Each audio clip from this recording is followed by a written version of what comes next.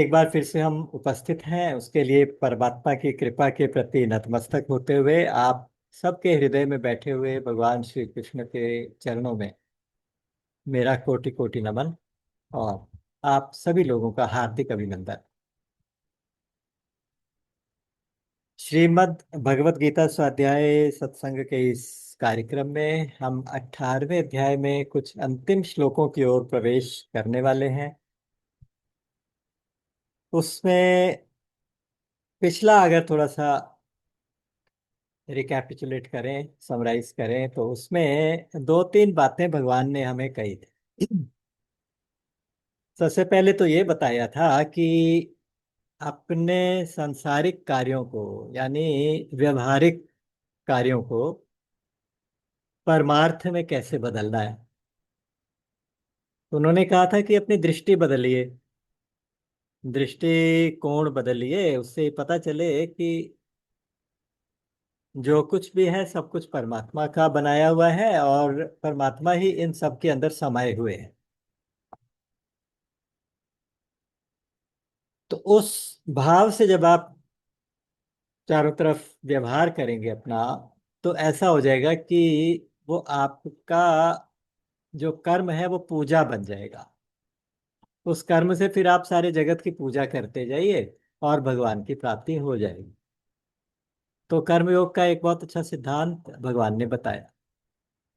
उसके बाद थोड़ी सी चर्चा करके भगवान ने कहा कि सांख्य निष्ठा के बारे में भी कुछ बातें बताई। ज्ञान योगी की निष्ठा कैसी होती है, उसके लिए 51 52 53 तीन श्लोकों के अंदर उन्होंने ज्ञान की निष्ठा, यानी ज्ञान की जो परिपक्वता है, जो मेच्योरिटी है, उसमें क्या क्या लक्षण आ जाते हैं उसके बारे में थोड़ी चर्चा की है। कि ऐसा जो ज्ञान निष्ठा में स्थित जो साधक है, जो ज्ञानी है, वो कम खाएगा, एकांत में रहेगा, मन वाणी और अंतःकरण को, शरीर को संयमित रखेगा।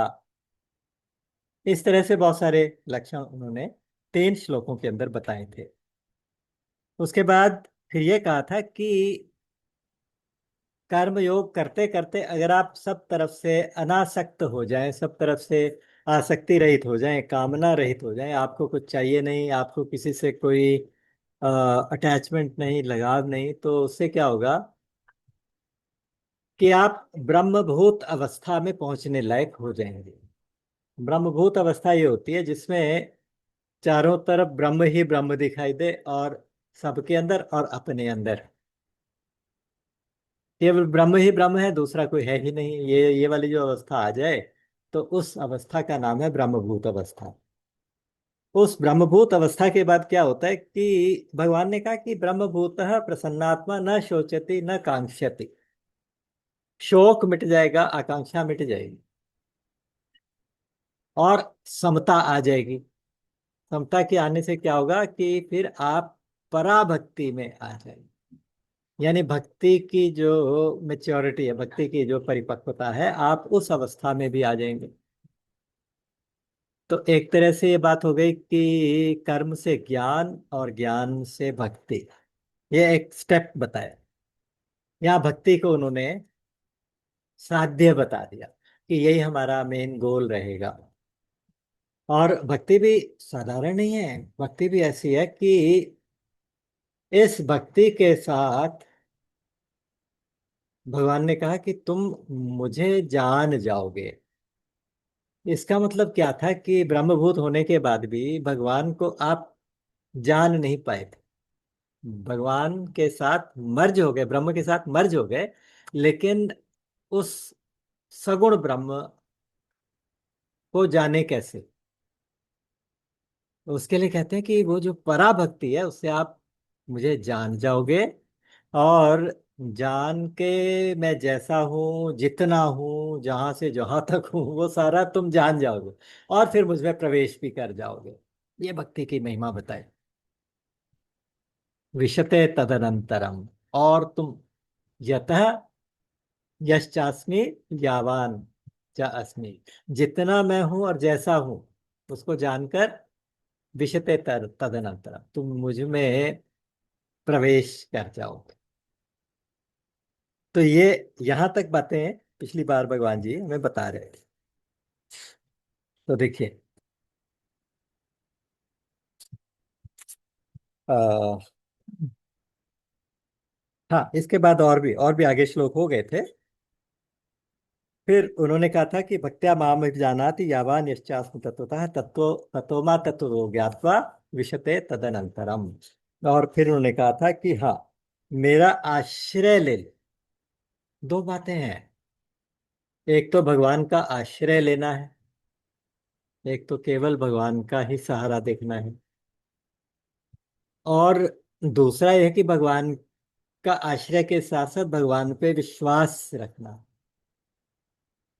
केवल आश्रय लेने से नहीं, विश्वास पूर्वक आश्रय लेना।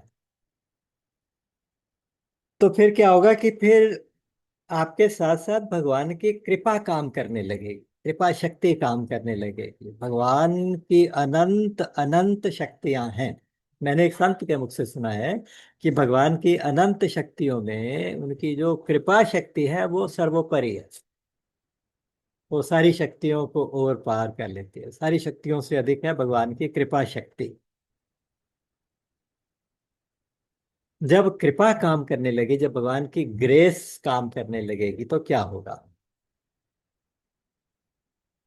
किसी ने लिखा था कि अगर आप जीवन की रेस में सबसे आगे रहना चाहते हैं तो भगवान की ग्रेस को साथ साथ लेके चलो। भगवान की कृपा का अनुभव करते हुए आप चलेंगे तो आप संसार की रेस में सबसे आगे हो जाएंगे। जैसे कहते हैं ना कि जीवन के संग्राम में क्या चाहिए। जीवन के संग्राम में जीतना है तो अपने संग राम को रख लो। आपके संग राम होगा तो आपका हर संग्राम में विजय होगी, आपकी हर संग्राम में विजय हो जाएगी। यत्र योगेश्वर कृष्णो यत्र पार्थो धनुर्धरः तत्र श्री विजयो भूति ध्रुवा नीतिर्मतिर्मम। लास्ट में आएगा।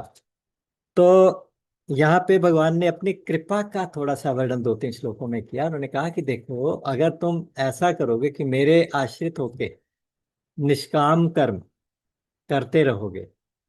निष्काम कर्म यानी भक्ति योग से के आधार पर निष्काम कर्म करोगे तो मेरी कृपा काम करने लगेगी। मेरी कृपा काम करेगी तो क्या क्या होगा। पहले तो आपको कृपा से क्या होता है कि शाश्वतम पदम अव्ययम आपनोति।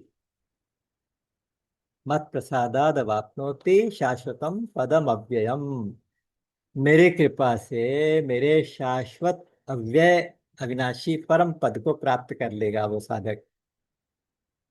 इससे आगे तो और कुछ होता ही नहीं है। लेकिन फिर भी उन्होंने कहा कि साधना में अगर कोई बाधाएं भी आएंगी, अगर कोई विघ्न भी आएंगे तो मेरी कृपा से उन विघ्नों को तू तर जाएगा, मेरी उन उन बाधाओं को क्रॉस कर जाएगा, उन हर्डल्स को क्रॉस कर जाएगा। तो इसलिए उन्होंने कहा था कि चेतसा सर्व कर्माणि मयि सन्न्यस्य मत परः। तीन बातें कही केवल। अपने अंतःकरण से सारे कर्मों को मुझे समर्पित करते चलो, नंबर वन। और मुझे ही परम समझने लगो, मुझे ही सबसे बड़ा समझने लगो। मेरे ऊपर पूरा विश्वास रखो तो उसको कहेंगे मत परायण। हाँ, मेरे परायण हो जाओ। और तीसरा बात बताई बुद्धि योगम उपाश्रित्य। बुद्धि योग के आश्रित हो जाओ, यानी बुद्धि योग का सहारा ले लो। बुद्धि योग किसको कहते हैं? बुद्धि योग कहते हैं निष्काम कर्म को, निष्काम कर्म योग यानी कर्म योग को। तो कर्म योग का आश्रय लेना है। लेकिन उसके साथ साथ दो बातें करनी कि सारे कर्मों को मुझे समर्पित करने वाला कर्म योग करना है, चाहना कुछ नहीं। जैसे पीछे कहा था कि अगर जो इस तरह से कर्म करता है सब कुछ मुझे समर्पित करते हुए तो वो जल में कमल के पत्ते के समान हो जाता है। फिर उसके ऊपर जल पड़ा रहे तो उसे कोई फर्क नहीं पड़ता, जो जल में पड़ा रहे तो फर्क नहीं पड़ता। जल क्या है? जल ये संसार भव सागर, भव जल। भवार्णव कहते हैं।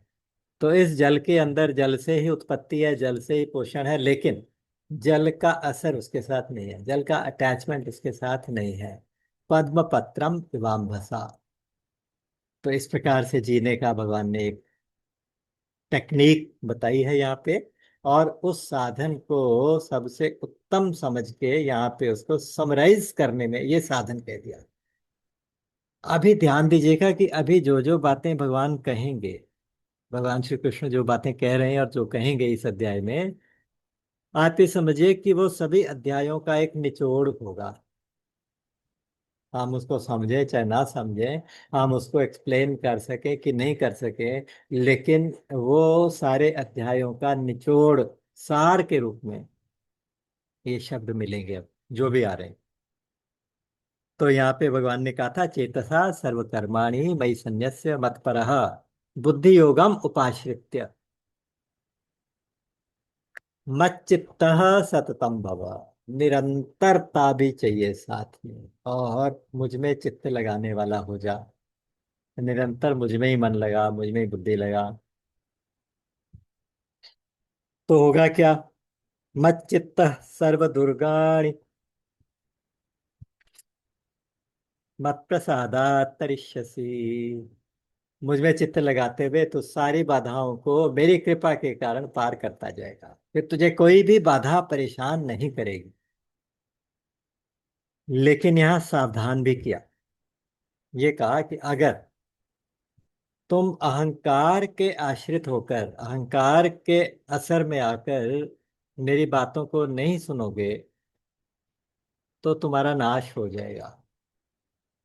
ये कोई श्राप नहीं है, ये कोई वो नहीं है, कोई बुरी बात भगवान कह है, बल्कि हमें सावधान करने के लिए कह रहे हैं।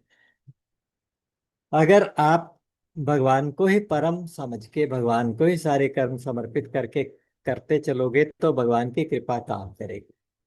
लेकिन अगर आप अहंकार से ये समझोगे कि मैंने किया, अगर खुद को कर्ता मान के आप काम करते चलोगे और ये सोचोगे कि मैं जो चाहूं वो कर सकता हूं, और मैं जैसा चाहूं वैसा कर्म का फल प्राप्त कर सकता हूं, तो ये तुम्हारी भूल होगी।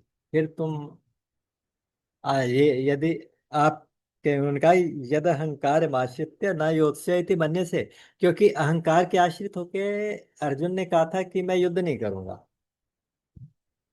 7वें श्लोक में दूसरे अध्याय में कहा कि मैं आपके आश्रित हूँ, आपका शिष्य हूँ, आपकी शरणागत हूँ, आप मुझे उपदेश दीजिए। और मुझे पता नहीं चल रहा मुझे क्या करना चाहिए, लेकिन आप मुझे बताइए, मेरा मार्गदर्शन करिए प्रभु। और नीचे बैठ गया था उनका ऐसा सखा, जो कंधे पे हाथ रख के बात करने वाला सखा, आज हाथ जोड़ के नीचे बैठ गया था, आंखों में आंसू भर के कहता था कि आप जैसा कहेंगे वैसा करूंगा, बस आप मुझे मार्गदर्शन करिए। इतनी शरणागति के बाद एक श्लोक के बाद वो कहता है, ना योत्स्य, युद्ध नहीं करूंगा, और जो कहोगे करूंगा, लेकिन युद्ध नहीं करूंगा। तो भगवान मुस्कुराए थे उसके बाद, तब जाके गीता का उपदेश शुरू हुआ था। तो यहाँ वही बात भगवान याद दिला रहे, कहते हैं कि अगर तुम अहंकार के वश में आके ऐसा कहोगे कि मैं युद्ध नहीं करूंगा, तो तुम्हारी प्रकृति तुम्हें युद्ध करवा देगी। तुम्हारा जो स्वभाव है जन्म जन्मांतर का, तुम्हारा जो क्षत्रिय कुल में जन्म है, उसके वजह से जो तुम्हारे स्वाभाविक कर्म है, क्षत्रिय का युद्ध, युद्ध से ना भागना, युद्धे चाप्य पलायनम, क्षत्रिय धर्म में बताया गया कि युद्ध से पलायन नहीं करना, युद्ध करना।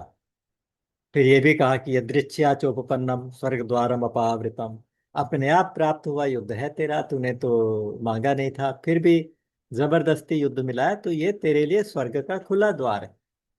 हाँ, तो वह प्राप्त से स्वर्गम जित्वा वा मोक्ष से महीन। हार गया तो स्वर्ग मिलेगा, और जीत गया तो सारा धन धान्य संपन्न राज्य मिलेगा। वो सब कुछ बता चुके, सब कुछ। लेकिन अर्जुन को ये डर लग रहा था कि कहीं मेरे से कोई पाप ना हो जाए। मैं अपने रिश्तेदारों को मारूं, अपने बुजुर्गों पे बाण चलाऊं, वो घायल हो जाएं, मर जाएं, उसके बाद अपने भाई बहनों, अपने भाई भाईजनों को मारूं, तो मुझे पाप हो जाएगा। भगवान ने कहा था युद्ध नहीं करेगा तो पाप होगा, युद्ध करेगा तो पुण्य होगा। वो बातें याद दिलाने के लिए आज भगवान कह रहे हैं कि अथ चेत्वम अहंकारम ना श्रोष्यसि विनश्यसि। अगर अहंकार के कारण तू मुझे नहीं सुनेगा तो नष्ट हो जाएगा। और जिस चीज को कहता है कि तुम जिस काम को तुम अहंकार की वजह से नहीं करना चाहते, यानी युद्ध को नहीं करना चाहते, कहा था ना कि एतान नहं तुम इच्छामि घनतोपि मधुसूदन, मैं इनको मारना नहीं चाहता। ना हंतुम इच्छामि, इनको मारना नहीं चाहता। ये मुझे मारे तब भी मैं इनको मारना नहीं चाहता। घ्नतोपि मधुसूदन अपि त्रैलोक्य राज्यस्य हेतो किम्नु मही कृते। अरे तीन लोगों का राज्य भी मिलता हो इनको मारने से तो भी मैं इनको नहीं मारता, ये कह रहा था अर्जुन। अब पृथ्वी के टुकड़े के लिए मैं इनको मारूं।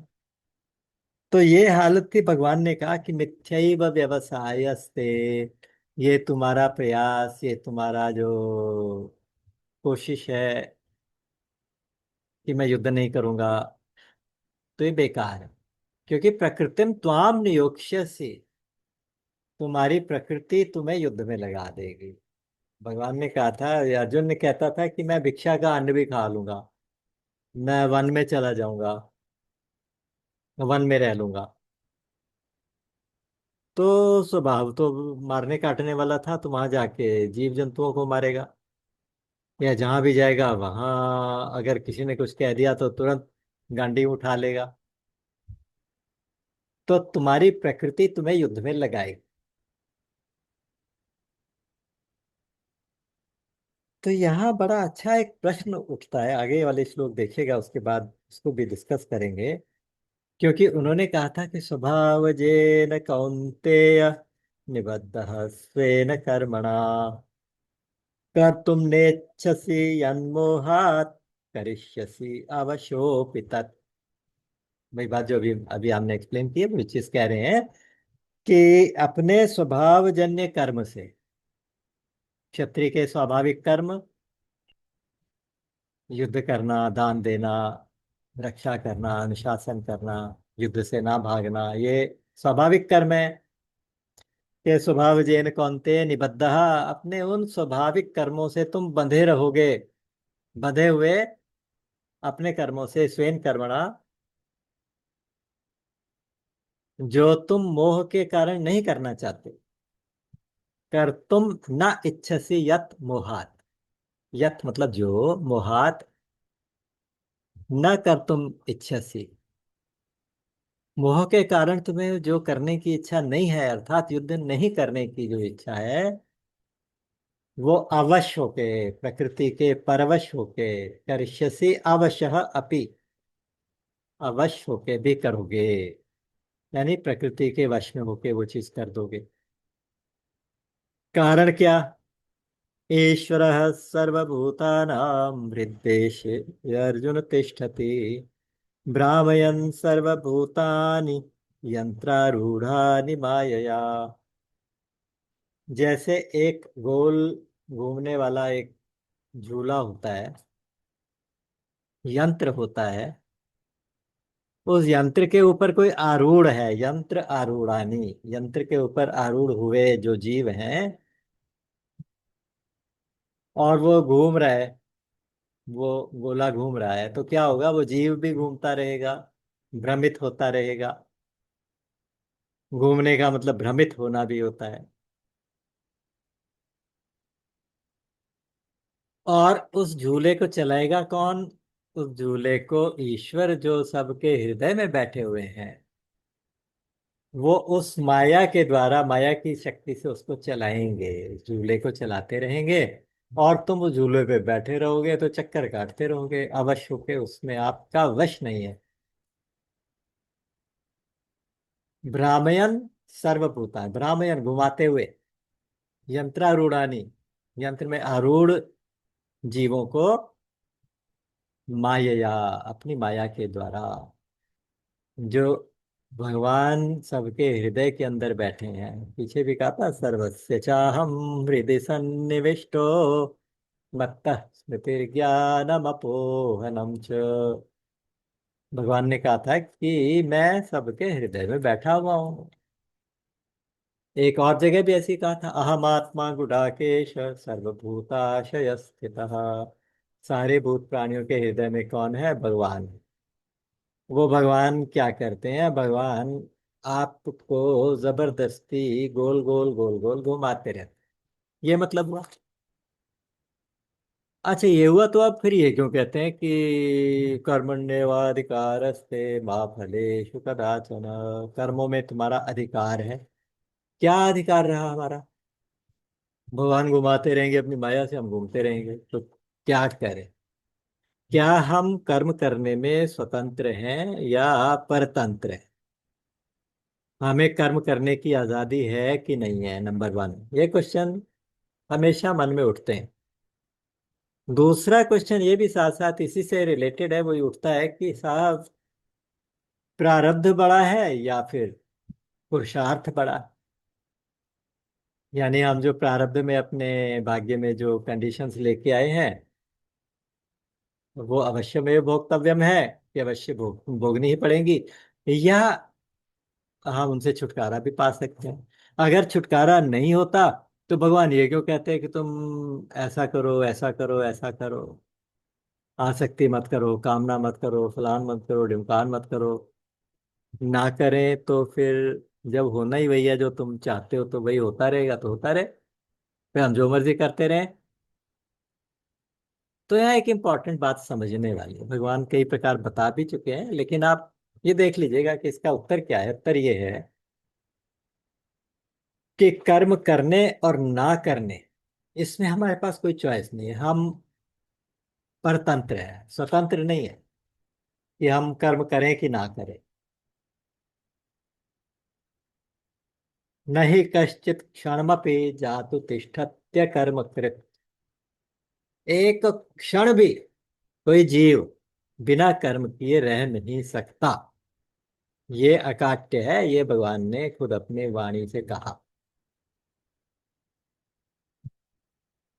तो कर्म ना करें हम, उसमें हम स्वतंत्र नहीं हो सकते। लेकिन अपने स्वाभाविक कर्म करते करते अगर हम उन कर्मों को अच्छी टेक्निक से करते रहे, ठीक जैसे भगवान ने बताई कि भाई भक्ति मिश्रित या भक्ति प्रधान कर्म योग से आप अपने कर्म करते रहिए, अगर हम ये सब करते रहें तो हम अपने स्वभाव को सुधार सकते हैं।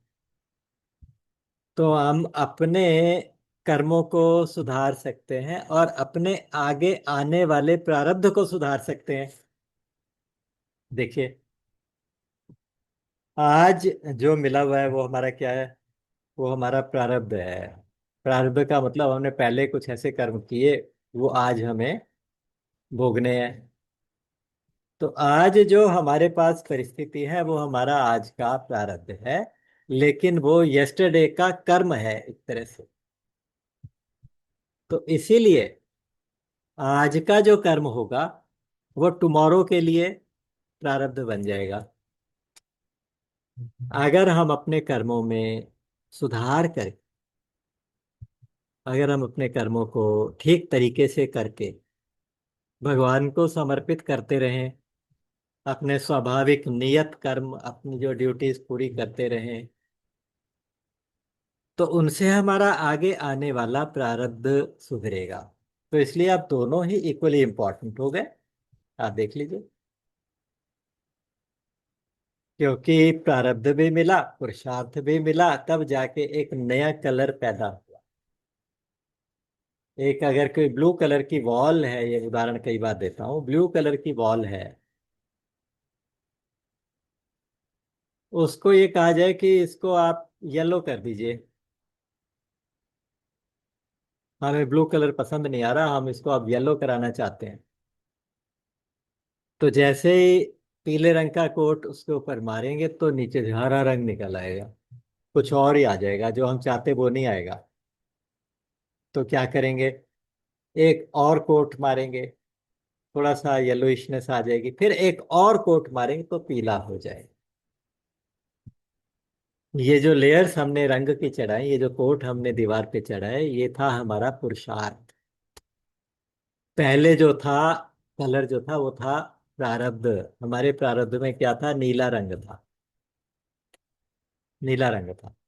उसको आपने पीला करने की कोशिश की, प्रारब्ध के साथ पुरुषार्थ किया, कोशिश की, मेहनत की, प्रयास किया, तो कुछ और ही निकल के आ गया। जो हमने चाहा वो नहीं निकला, तो हम यहाँ पे निराश हो गए।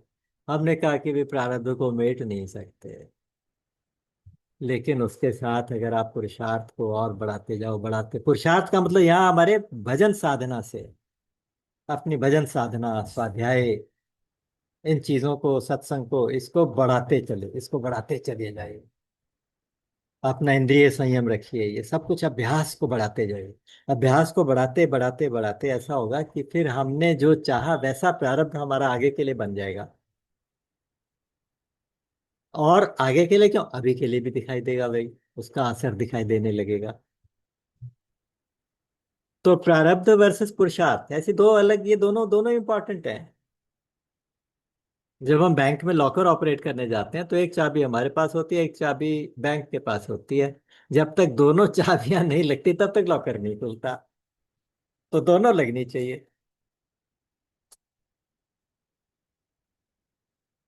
और कितनी स्वतंत्रता हमारी है, इसको समझने के लिए आप ऐसे समझ लीजिए कि एक गाय एक खूंटे से बंधी हुई है, उसके साथ रस्सी, रस्सी जो गले में बंधी है खूंटे के साथ, वो 5 मीटर लंबी है। अब ये कहे कि साहब गाय तो खूंटे से बंधी है, अब उसको घास चरने का कोई अधिकार नहीं दिया गया, उसमें वो परतंत्र हो गई, उसमें स्वतंत्र नहीं है। तो ये कहना तो गलत होगा। क्योंकि हाँ, इतना तो स्वतंत्र है, जितनी घास, जितनी उसके पास रस्सी है उतना घूम घूम के वो उतने हिस्से की घास तो चर सकती है। तो हो सकता है कृपा करके उसका मालिक उस रस्सी को थोड़ा और बढ़ा देगा। जब देखेगा कि यहाँ की घास गाय चर रही है, तो थोड़ी रस्सी को शायद लेंथ को और बढ़ा देगा। तो वहाँ ग्रेस काम, वहाँ कृपा भी काम करेगी। तो हम कर्म करने में स्वतंत्र हैं कि नहीं है, इसका एक और तरीका आप बात करने का समझ लीजिए कि यंत्र के ऊपर भगवान घुमा रहे हैं सबको, तो किसको घुमा रहे हैं, जो लोग यंत्रारूढ़ हैं, यंत्र के ऊपर चढ़े हुए, जो लोग यंत्र के ऊपर चढ़े हैं उनको भगवान घुमा रहे हैं।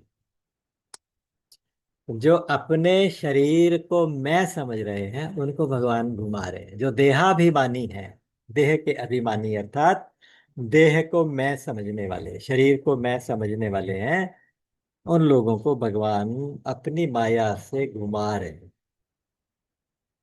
उनके लिए मजबूरी है कि वो अपने प्रकृति के वश में जबरदस्ती काम करेंगे, यानी प्रकृति उनसे जबरदस्ती कराएगी। तो इसलिए इस बात को समझ, शुरू शुरू में भगवान ने समझा दिया 3 अध्याय में, कर्मयोग में, कि भाई तुम बिना कर्म किए तो रह नहीं सकते, उसमें तुम्हारी कोई चॉइस है नहीं। लेकिन कर्म कैसे करें, कर्मणैव हि संसिद्धिम आस्थिता जनकादया। जनक आदि ने जैसे कर्म किया, कर्म से ही सिद्धि प्राप्त कर ली, कर्म करते करते भगवत प्राप्ति कर ली, कर्म करते करते ज्ञान की निष्ठा में पहुंच गए, कर्म करते करते ज्ञान की निष्ठा से पराभक्ति में पहुंच गए। अभी ये भगवान ने बताया थोड़ी देर पहले। तो इसलिए अर्जुन को कहा कि अगर तू अहंकार के वश में रहेगा, अहंकार मतलब मैं इनको मारूंगा तो मुझे पाप हो जाएगा, मैं इनको नहीं मारूंगा तो मैं बहुत महान हो जाऊंगा। जहाँ वो मैं है ना, कि मैं मारूंगा कि मैं नहीं मारूंगा, मैं युद्ध करूंगा कि मैं युद्ध नहीं करूंगा, इसमें जब तक मैं लगी रहेगी तब तक के लिए भगवान ने कहा कि तुम्हारे बस में कुछ नहीं रहेगा। फिर तो प्रकृति तुमसे कराएगी, जो तुम नहीं करना चाहते ना, प्रकृति तुम्हें, तुम्हारा स्वभाव तुम्हें उस काम में लगा देगा, अपने आप लगा देगा। तुम्हारा लड़ाई झगड़ा करने का अगर नेचर है, तो तुम बिल्कुल शांत किसी एटमॉस्फेयर में जाओगे, वहां भी झगड़ा कर लोगे। अगर तुम्हारा व्यापार करने का एक टेंडेंसी है ना, जैसे वर्णाश्रम के अनुसार स्वाभाविक कर्म होते हैं कि कृषि, वाणिज्य, गौरक्षम, तो कृषि है, वाणिज्य है, तो व्यापार करने का आपका अगर स्वाभाविक कर्म है, आपको मंदिर का महंत बना देंगे, तो क्या करोगे? तो पैसे इकट्ठे करके उसमें से प्रॉफिट निकालना शुरू कर दोगे। तो क्या होगा? विनक्ष्यसि, नष्ट हो जाओ। अगर स्वभाव के वश में कर्म करते रहोगे और अपने स्वभाव को सुधारने की कोशिश नहीं करोगे, तो अर्जुन तुम नष्ट हो जाओगे, भगवान ने कहा। ईश्वरः सर्वभूतानां हृद्देशेऽर्जुन तिष्ठति, भ्रामयन् सर्वकर्माणि, भ्रामयन् सर्वभूतानि, यंत्रारूढ़ानि मायया। तो ये भगवान ने यहाँ पे सावधान होने के लिए बात बताई। और उसके बाद फिर ये बता दिया कि भाई, अगर तुम अपनी मर्जी से नहीं करोगे तो, अगर तुम ये सोचोगे अहंकार के वश में कि मैं ये नहीं करूंगा, तो तुम्हें करना पड़ जाएगा। तो इस प्रकार भगवान ने ये श्लोक, बहुत इंपॉर्टेंट श्लोक था, इसलिए इसको हमने थोड़ा अच्छे से ले लिया। उसके बाद क्या कहा? तो फिर करें क्या? अर्जुन के मन में ये प्रश्न उठा, और जैसे उसके मन में प्रश्न उठा, पूछा भी नहीं, भगवान ने उत्तर दे दिया। भगवान ने उसका जवाब दे दिया। तमेव शरणं गच्छ सर्वभावेन भारत, तत्प्रसादात् परां शांतिं स्थानं प्राप्स्यसि शाश्वतम्। भगवान ने बता तो दिया क्या करें, लेकिन बताने के साथ साथ थोड़ा सा झटका दे दिया। भगवान को लग रहा था कि इसका अहंकार भी टूटा नहीं, तो उस अहंकार को तोड़ने के लिए भगवान ने एक झटका दे दिया। मैं ऐसा क्यों कह रहा हूं? अब तक भगवान क्या कह रहे थे पीछे सभी अध्यायों में, खास तौर से जहां जहां उन्होंने अपनी भगवत्ता, अपना भगवान होना जहां जहां डिस्क्राइब किया, वहां वहां पे कहा कि ये बहुत गोपनीय है, ये बहुत गोपनीय है, ये बहुत गोपनीय है। कहीं से का गुह्य है, कहीं का गुह्यतर है, गुह्यतम है। और अभी जो आगे जाके कहने वाले हैं, वो कहेंगे सर्व गुह्यतमम। गोपनीयों से भी सबसे अधिक गोपनीय। गोपनीय क्यों है? क्योंकि लोगों के मन में अक्सर, अक्सर हमारे अधिकतर लोगों में ये भावना रहती है कि हम बहुत सियाने हैं, हम बहुत समझदार हैं। आपने देखा होगा ऐसे बहुत से लोग होते हैं जो ये कहते हैं कि भाई हम तो इस काम को ऐसे करते हैं यार, तुम क्यों नहीं ऐसे करते? मतलब हम जैसा करते हैं वही ठीक है। नो, नहीं नहीं बेटा, नहीं, नो नो नो। नो, अंदर चलो, अंदर चलो। हाँ, अभी आपको बता।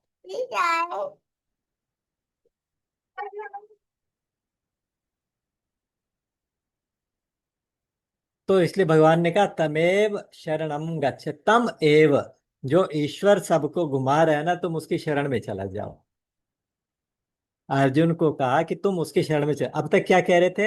अब तक फर्स्ट पर्सन में बात कर रहे, गुह्य गुह्यतर गुह्यतम कह कह के बता रहे थे कि तुम मेरी शरण में आ जाओ। अनेक एग्जाम्पल हैं इसके पीछे, आप देखते जाएं। चौथे अध्याय में जहां जहां अपनी भगवत्ता बताएंगे ना, मतलब खुद अपने आप को प्रकट कर रहे हैं भगवान, कृपा करें। और अर्जुन से ये बार बार कह रहे हैं, 9वें अध्याय के लास्ट में कहा था ना, मन मना भव मद्भक्तो मद्याजी माम नमस्कुरु। और उसको क्या कहते हैं? इति गुह्यतमम इति गुह्यतम। ये गुह्यतम वचन है जो मैं तुम्हें कहने जा रहा हूँ। शुरू शुरू में कहते गुह्यतम, लास्ट में कह दिया मन मना भव मद्भक्तो मद्याजी। मैं करके बता रहे थे साथ। मत्तः परतरम नान्यत् किंचिद अस्ति धनंजय, मेरे से अलावा और कुछ नहीं है। 10वां अध्याय तो है ही सारा फर्स्ट पर्सन में। 11वें अध्याय में भी ऐसे ही बताया कि तूने जो मेरा ये रूप देखा, ये वेद से, यज्ञ से, अध्ययन से, दान से नहीं मिलता, साधनों से नहीं देखा जा सकता, कृपा से देखा जा सकता है। मैंने कृपा करके प्रसन्न होके तुझे ये रूप दिखाया। और वहां भी कहा कि भगवान को अर्जुन ने कहा कि तुम्हारी गुह्य वचन मैं सुना। आप ये देख लीजिए कि जहां जहां भगवान ने पहले तो यही कहते आ रहे थे कि मैं करने में कोई अहंकार या कोई आत्मश्लाघा नहीं है। मैं करने में अपना एक रियल परिचय है जो अर्जुन को आप कृपा करके दे रहे हैं। अच्छा, यहाँ पे क्या कह रहे हैं? ईश्वर घुमाता है तो जा उसकी शरण में चला जा। अर्जुन किसकी शरण में? अर्जुन तो है कृष्ण आपकी शरण आया है। अब उसको ये क्यों कहते हो कि तुम उसकी शरण में चल, तम एव शरणम गच्छ, तुम उसकी शरण में चले जाओ। इनडायरेक्टली बड़ी खतरनाक बात कह रहे हैं कि तुम्हें मेरी बात पे विश्वास नहीं हो रहा ना अब तक मैं जो कह रहा हूं कि मैं भगवान हूँ। चलो तुम किसी भी रूप में भगवान को मानते हो ना, उस रूप में उसकी शरण में चले जाओ। एक तरह से ये अर्जुन के ऊपर ऐसा संदेह है, ऐसा आरोप है कि तुम मुझ पे विश्वास नहीं कर रहे क्योंकि मान नहीं रहे। तो इसलिए ठीक है, तुम भगवान के अस्तित्व को तो मानते हो ना, भगवान की शरण में चले जाओ। तम एव शरणं गच्छ सर्वभावेन भा तत्प्रसादात। अभी तक क्या कह रहे थे? मत प्रसादात, मेरी कृपा से तू तर जाएगा, मेरी कृपा से तुझे शाश्वत पद मिल जाएगा, मेरी कृपा से अविनाशी पद मिल जाएगा। यहाँ तो मेरी कृपा कह रहे थे, अब कह रहे तत्प्रसादात पराम शांतिम स्थानम प्राप्त, जैसे शाश्वतम। तुम उसकी कृपा से शाश्वत शांति को, शाश्वत स्थान यानी शाश्वत पद को प्राप्त कर लोगे। आप कल्पना कर सकते हैं, मैं इमेजिन भी कर रहा हूँ, कल्पना भी कर रहा हूँ, तो मुझे अर्जुन की शक्ल ऐसे लग रही है कि उसका चेहरा तो फक पड़ गया होगा। उसका चेहरा एकदम वाइट हो गया होगा कि ये क्या कह दिया भगवान ने, अब मैं तुम्हें छोड़ के कहाँ जाऊं। जो भगवान की, जो कृष्ण की शरण हो गया है, कृष्ण सामने बैठे हैं, तो अब वो और किसकी शरण में जाए? दूसरो ना कोई, मेरे तो गिरधर गोपाल दूसरो ना कोई। अब दूसरा किसकी शरण में जाए? यहाँ पे क्यों कह दिया तमेव शरणम गच्छ? इसलिए मैं इस श्लोक को कहता हूँ कि थोड़ा सा भगवान ने इसको झटका सा दे नहीं देना था। मुझे अच्छा नहीं लगा।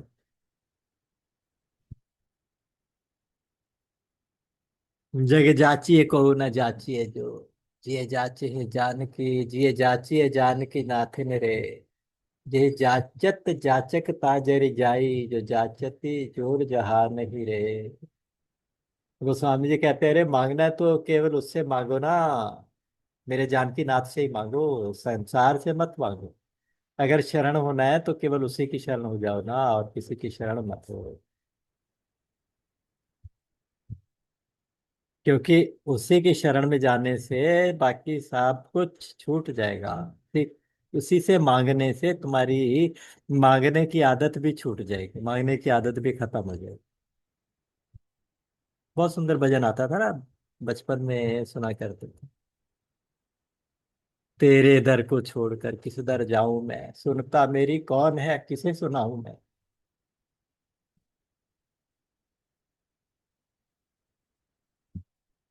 तो यहाँ भगवान ऐसे तो अर्जुन को एक थोड़ा सा झंझोड़ रहे, परीक्षा ले रहे। लेकिन ये ध्यान दे रखिए कि प्रभु मूर्ति कृपामयी है, प्रभु मूर्ति कृपामयी है। अर्जुन के चेहरे के एक्सप्रेशन को देख के भगवान ने एकदम बात बदल दी कि अरे नहीं नहीं नहीं, तू तो मेरा इष्ट है, तू तो मेरा प्रिय है।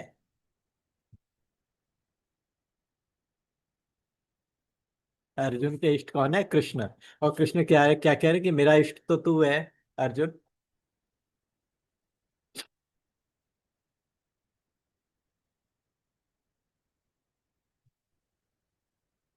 आ, क्या, इसको मैं आपको दिखाता हूँ एक,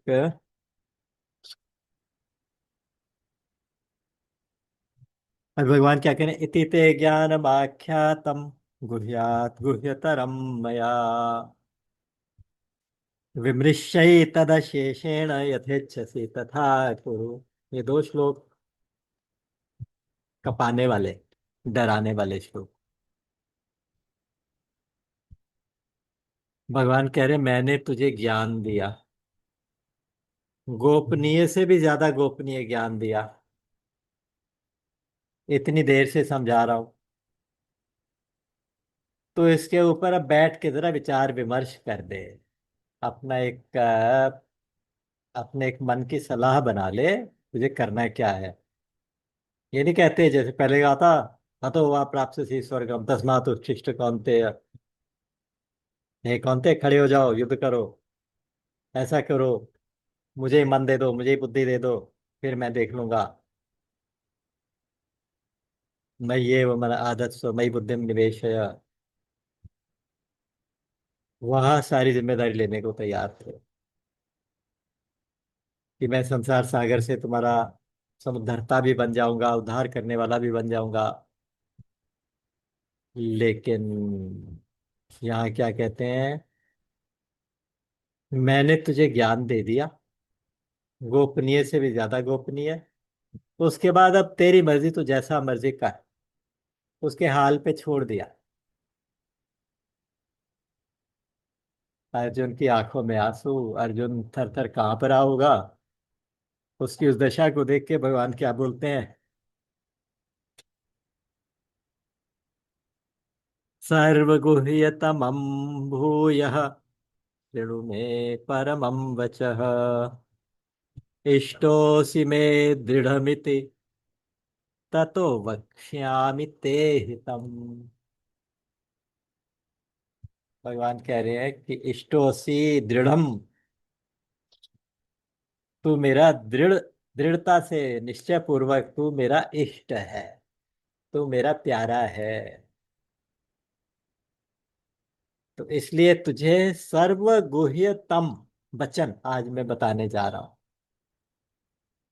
गुह्य बता चुके चौथे अध्याय में, नवें अध्याय में भी बता चुके, आठवें और 10वें में भी बता चुके, 11वें में अर्जुन ने ही खुद कहा। ये सारे के सारी बातें जो थी, और 15वें अध्याय के लास्ट में भी गुह्यतम, उसको तो शास्त्र कह दिया, गुह्यतम शास्त्र 15वां अध्याय जो है। ये सब कुछ कहने के बाद आज भगवान अपनी फाइनल ओपिनियन देने जा रहे हैं, अपनी फाइनल अथॉरिटेटिव एक स्टेटमेंट देने जा रहे हैं। और क्यों देने जा रहे हैं, कहते तू मेरा बहुत प्यारा है इसलिए। एक तरह से उसको सहला रहे हैं भगवान, उसकी शक्ल देख के तरस आ गया। सर्वगुह्यतमम भूयः, फिर बताता हूँ, पहले बता चुका हूँ फिर बताता हूँ। श्रेणु में परमम वचः, मेरे परम वचन है ये। इसके आगे और कुछ, इससे ज्यादा मैं कुछ कह नहीं सकता। परम वचन का क्या मतलब, परम वचन का मतलब अल्टीमेट वचन। इष्टोसि, तू मेरा इष्ट है, दृढ़म इति। अच्छा फिर मैं कह क्यों रहा हूं भाई, तू मेरी पूजा कर, मुझे मन लगा मेरे में भक्ति कर, मुझे ही तू पूजा, मेरी पूजा, ऐसा क्यों कह रहा हूं। तेरे हित के लिए, ततो वक्ष्यामि ते हितम। तू मेरी पूजा नहीं भी करेगा तो चलेगा, मुझे क्या फर्क पड़ेगा भाई। अगर जीव भगवान की शरण नहीं होगा तो भगवान का क्या बिगड़ेगा। अगर हम भगवान की पूजा नहीं करेंगे, भक्ति नहीं करेंगे, तो भगवान का क्या बिगड़ेगा, भगवान को क्या जरूरत है। भगवान को भोग लगाएंगे तभी क्या उनका पेट भरेगा। वो 14 लोगों के स्वामी, सबका पेट भरने वाले, उनका हम क्या पेट भरेंगे भोग लगा के। ते हितम, वक्ष्यामि ते हितम, तुम्हारे हित के लिए कहता हूं। भगवान बहुत स्पष्ट बात कर रहे हैं यहाँ पे, एकदम स्पष्ट। और दो श्लोकों में वो परम वचन कहे हैं जो, जिनके बाद गीता के उपदेश का उपसंहार हो जाएगा, समाप्ति हो जाएगी। मन मना भव मद्भक्तो मद्याजी माम नमस्कुरु, मामे वैश्यसि सत्यम ते प्रतिजाने प्रियोऽसि मे, सर्वधर्मान् परित्यज्य मामेकं शरणं व्रज, अहं त्वा सर्वपापेभ्यो मोक्षयिष्यामि मा शुचः। भगवान कह रहे मन मना भव, मुझ में मन लगाने वाला बन, मुझ में मन लगा। मद भक्तः भव, मेरा भक्त बन। भक्त का मतलब होता है जो भगवान को ही सर्वोपरि माने, भगवान को ही अपना प्यारा माने, भगवान के अलावा और किसी को भी कुछ ना समझे। नान्यम जाने नैव जाने न जाने, मैं और किसी को नहीं जानता, नहीं जानता, नहीं जानता, केवल एक भगवान को जानता हूँ। जिसका ये भाव रहता है ना, वो भक्त है। तो तुम मेरे भक्त बनो, भगवान ने कहा। मुझ में मन को लगाओ, मन में जो संकल्प विकल्प उठे तो मेरे से संबंधित ही उठे, संसार से संबंधित नहीं उठे। और अगर संसार में मन जाता है तो संसार में मुझे देखना शुरू करो। आप देखिए ना, भगवान ने पीछे कहा, मय्येव मन आधत्स्व मयि बुद्धिम निवेशया, मुझ में ही मन को लगा दो, मुझ में ही बुद्धि को लगा दो। लेकिन हमारा मन तो संसार में लगता है, बुद्धि संसार में लगती है। तो उन्होंने कहा ठीक है, वासुदेव है सर्वम इति, वासुदेव ही सब कुछ है, केवल परमात्मा ही है, सर्वम खलविदम ब्रह्म, ऐसा समझ लो। फिर जहां भी तुम्हारा मन जाएगा वहां वहां मैं होऊंगा। यानी जहां जहां मन जाएगा वहां पे आप भगवान की कल्पना कर लो, तो इसका मतलब तुम्हारा मन भगवान में ही रहेगा। तो मनमना बनने का मतलब ये, मनमना भव, भगवान ने कहा कि मुझ में मन लगाने वाले बनो, इसका मतलब ये हुआ कि सारे संसार को मुझ में देखो और मुझे सारे संसार में देखो। इसका मतलब तुम मनमना हो गए। मध्या जी, मेरी पूजा करने वाली बनो, पूजा संसार की मत करो। स्वकर्मणा तमभ्यर्च्य सिद्धिं विन्दति मानवः। 46वां श्लोक पीछे बताए भगवान की पूजा कैसी करो। संसार की सेवा करो, किस भाव से करो, भगवत भाव से करो।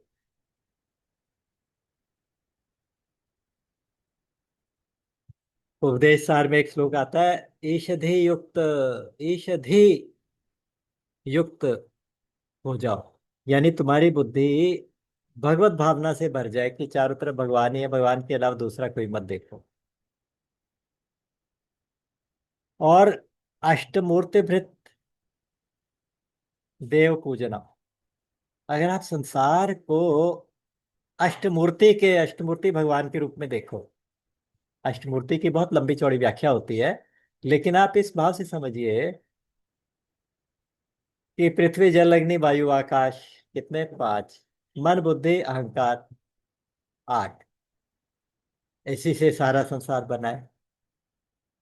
तो इस अष्टमूर्ति संसार को अष्टमूर्ति भगवान की पूजा समझ, ये अष्टमूर्ति के रूप में अष्टमूर्ति भगवान है।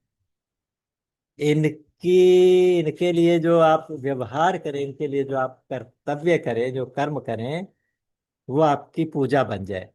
मध्या जी, माम नमस्कुरु, इधर उधर प्रणाम मत करो, मुझे प्रणाम करो।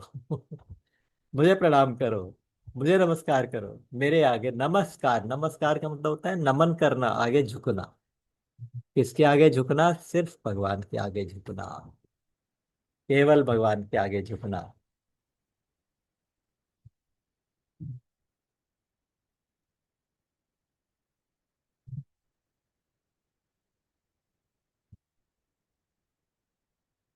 मन्मना भव मद्भक्तो मद्याजी माम नमस्कुरु, माम एव ऐष्यसि मुझ में ही, मुझको ही प्राप्त करेगा। सत्यम ते प्रति जाने। तो ये निश्चय से जान ले, इस निश्चय को प्रतिज्ञा पूर्वक जान ले, तुझे कहता हूं मैं कि अगर तू केवल इतना ही चार बातें कर लेगा ना, मन्मना मद्भक्तः मद्याजी माम नमस्कुरु, ये चारों बातें एक से सिद्ध हो जाएंगी, केवल एक से। और वो सूत्र है वासुदेव है सर्वम, सब वासुदेव है। तो आपका मन कहीं भी जाएगा तो वासुदेव में ही जाएगा।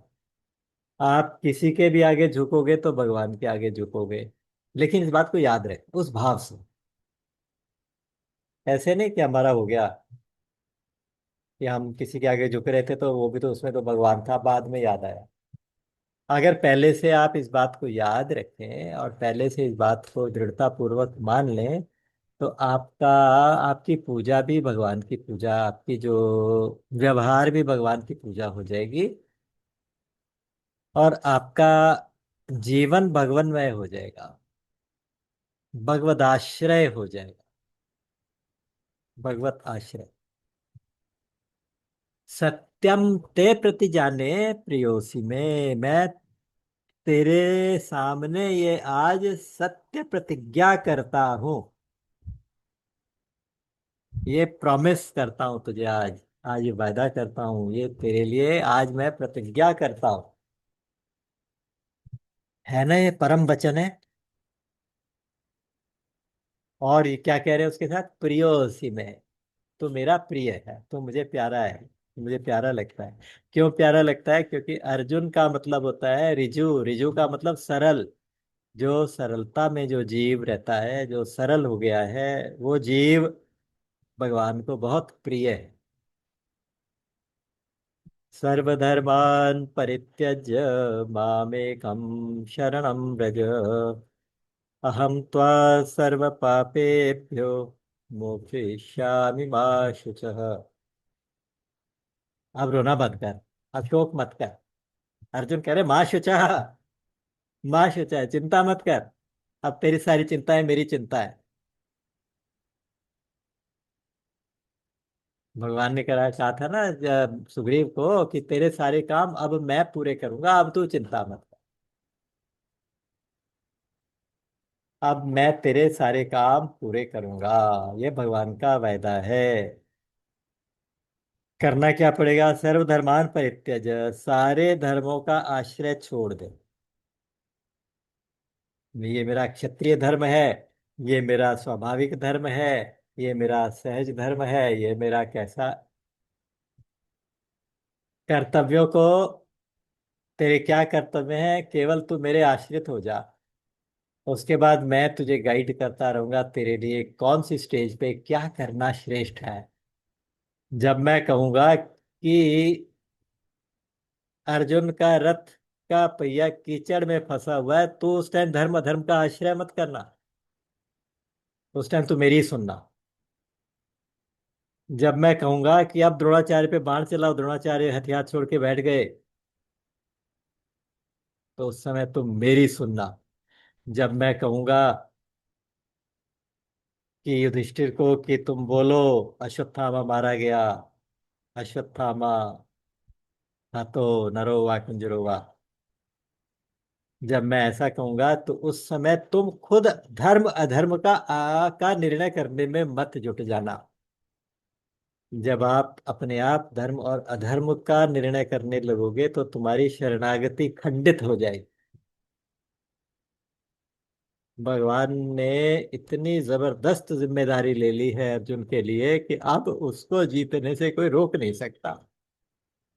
सर्वधर्मान परित्यज्य माम एकम शरणम व्रज, तू केवल एक मेरी शरण में आ जा, केवल एक मेरी शरण में। माम एकम शरणम व्रज, व्रज मतलब चला जा, चल, शरण, शरण में आ जा कहने का मतलब, हम आ जा कह रहे हैं, शरण में जा इसका जो शाब्दिक अर्थ बनेगा। तुम्हें पाप की चिंता है, अर्जुन को पाप की चिंता थी, मेरे से पाप ना बन जाए, है ना। कुल, कुल द्रोही, कुल कुल को मारूंगा, कुल का नाश करूंगा तो मुझे पाप लगेगा। और पापियों को तो नरक में रहना पड़ता है जन्म जन्मांतर तक, युगों युगों तक। नरके अनियतम वासो भवति इत्यानुशिश्रो, मैंने तो ऐसे सुना। कहते हैं सब उस पापों की चिंता छोड़ दे। अहम तो सर्व पापेभ्यो मोक्षयिष्यामि, मैं तुम्हें सर्व पापों से मुक्त कर दूंगा। पाप पुण्य का निर्णय भगवान करें, कर्म अकर्म, कर्म कर्तव्य अकर्तव्य का निर्णय भगवान करें,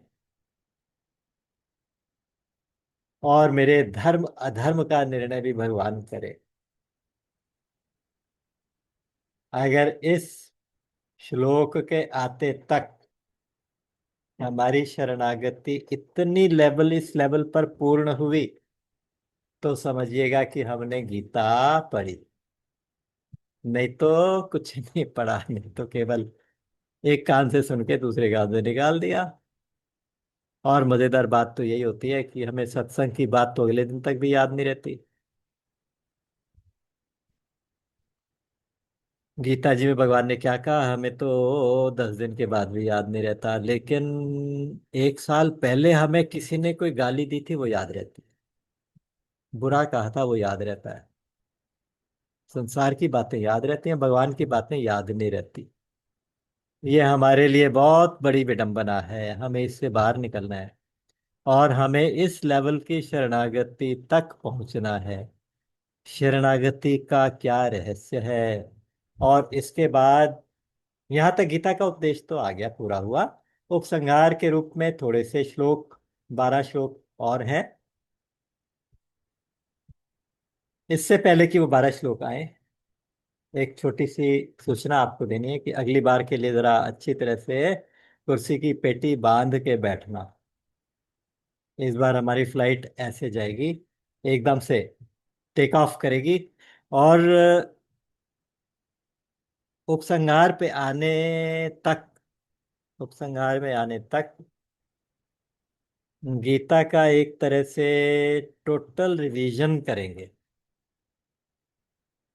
गीता जी में अब तक क्या हुआ उसका टोटल रिवीजन करेंगे, और उसके साथ साथ इसकी पूर्णाहुति करेंगे। तो अगला सेशन थोड़ा सा एक्सटेंडेड सेशन रहने वाला है, क्योंकि उसमें फिर बीच में छोड़ने का कोई काम नहीं है। फिर वो अंतिम सेशन होगा, और शायद हमारा अंतिम सेशन हो। तो उसके लिए अच्छी तरह से तैयार होके नाश्ता वास्ता करके बैठिएगा। अगली बार फिर दोबारा से मिलते हैं। राम अमित गुण सागर, थाह कि पावई कोई, संतन सन जस किछु सुने हो, तुम ही सुनायो सोई। बोलिए गीता गोपाल की जय, सच्चिदानंद भगवान की जय।